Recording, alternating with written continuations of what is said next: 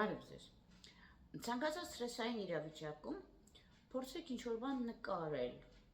Եթե չգիտեք նկարել, փորձեք գրել։ Կապ չունի ինչ, թեկուզ արտագրություն անեք։ Պատկերացրեք, որ ցանկացած նմանատիպ գործողություն, որ կատարեք, արտագրություն թեկուզ, կամ ինչ-որ ձեր մտքերը հանձնեք թղթին, կամ նկարեք, եթե կարող եք նկարել, կամ կարևոր չի, որ դուք կարողանում եք նկարեք, թե չէ։ Դա կարող ուղղակի գծիկներ լինել տարբեր տեսակ, նմանատիպ ձեռքի միկրոմիմիկայի շարժումները,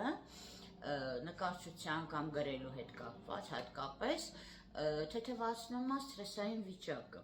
քանի որ գրելու կամ նկարելու ժամանակ, նույնիսկ խզբզելու ժամանակ, ձեր ուղեղը կենտրոնանում առաջին հերթին ձեր ձեռքի աշխատանքի վրա,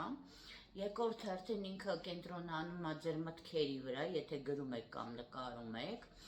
եւ այդ պահին այդ ձևով սթրեսը բավականին հսկայական քանակությամբ արագ իջնում է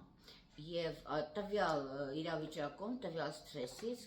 հանգիստ դուք կարող եք ավելի հեշտ ու արագ դուրս գալ,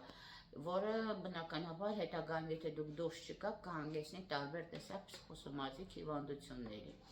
Ուստի որպեսզի ավելի արագ ու հեշտ դուրս գաք նման իրավիճակներից փորձեք գրել կամ նկարել, կամ թեկուզ խզբզել, կամ թեկուզ արտագրություն անել ինչ-որ ձևի, կամ կարդալ, դա եւս շատ օգնում է, որ ուղեղը կենտրոնանա ինչ-որ մեկ այլ բանի վրա եւ սթրեսը մարի։ Այնպես որ փորձեք օգտագործել ասածներս եւ ձեզ բավականին ավելի լավ կզգաք ու ավելի առողջ։ Հաջողություն ձեզ։